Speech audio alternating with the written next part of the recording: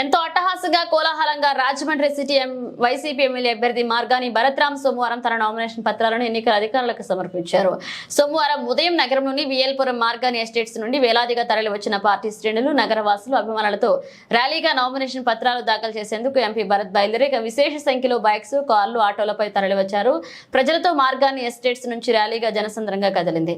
VL Puram junction, Tilak road, రామాలయం centre, మానస hospital junction, Danavayapeta, Nandam Ganiraju centre, అలాగే కంబాల చెరువు వరకు ఈ భారీ బైక్ ర్యాలీ ప్రవాహం మాదిరిగా, చైతన్య కెరటం మాదిరిగా కదిలింది. ఇక ర్యాలీలో ప్రతి ప్రధాన సెంటర్లోనే కాకుండా అడుగడుగున మహిళలు ఎంపీ భరత్ కు హారతలు పట్టారు. ఇక నుదుటున్న తిలకం దిద్ది నిండు మనసుతో భరత్రామ్ దిగ్విజయంగా ఆశీర్వదించారు. ఇక వృద్ధులు సైతం ఎంతో ఉత్సాహంగా వచ్చి ఎంపీ భరత్ ను పెద్ద మనసుతో ఆశీర్వదించారు.